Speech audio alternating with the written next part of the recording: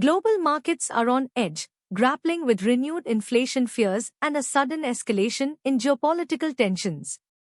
The oil rally, directly triggered by fresh US strikes against Iran, sent ripples across asset classes, reminding us that macro risk repricing can happen fast. Here's what happened globally. The United States launched a second day of strikes on Iran, pushing the market to question if a wider conflict is back on the table. This immediately impacted crude prices, with traders reassessing risk after the initial cooldown. Why does this matter? Fuel prices are already showing that inflation remains a significant risk for markets, and gas prices could rise further.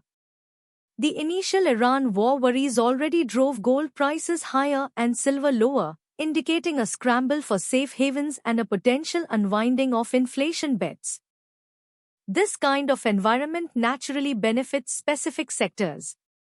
Defense valuations, for instance, are yet to peak as orders surge. The ongoing US fuel exports are also straining domestic stockpiles, which could further underpin energy prices. However, this also means risks for consumers and businesses sensitive to rising input costs. We saw PepsiCo's earnings miss estimates as North American consumers tighten their budgets. Conversely, Levi Strauss beat expectations, showcasing selective consumer strength. Now look at what happened closer to home. Indian shares staged a partial rebound on dip buying after the Midas sell-off. Both the Sensex and Nifty have shown resilience, with investors earning significant wealth in a single day, suggesting robust domestic liquidity. But that's not the only signal. While the markets rebounded, underlying concerns persist.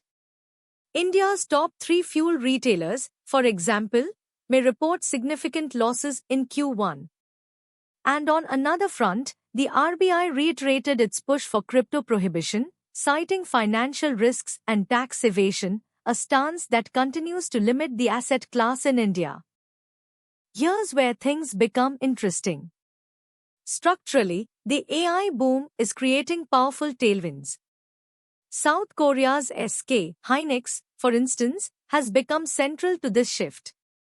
BlackRock's Jewel expects AI capital expenditure to remain stable for years, underpinning the tech supply chain despite broader market volatility.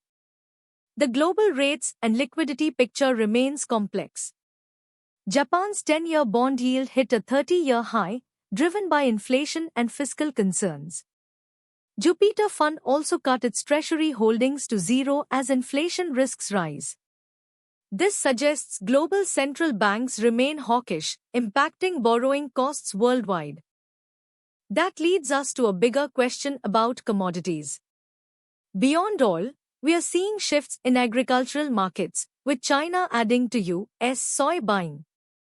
The volatility in gold and silver, tied to geopolitical events, also highlights the role of precious metals as a barometer for global uncertainty and inflation expectations.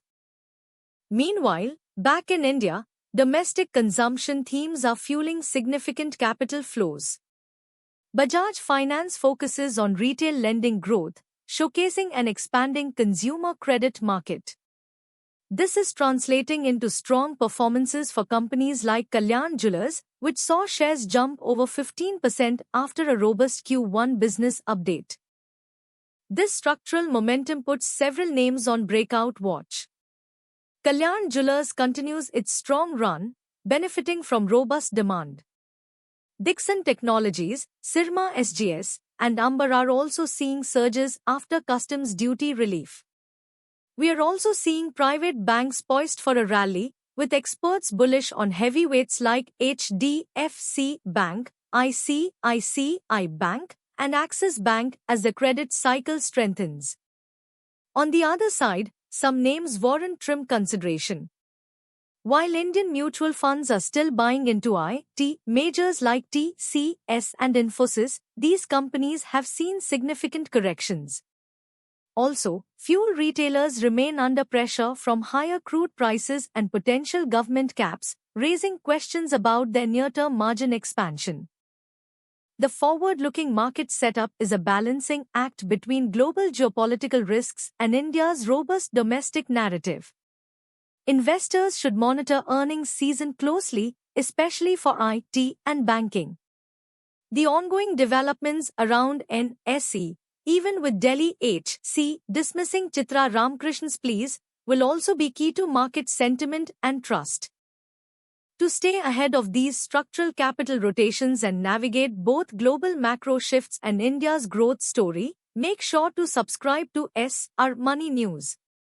We'll see you in the next breakdown, keeping you informed with institutional grade insights.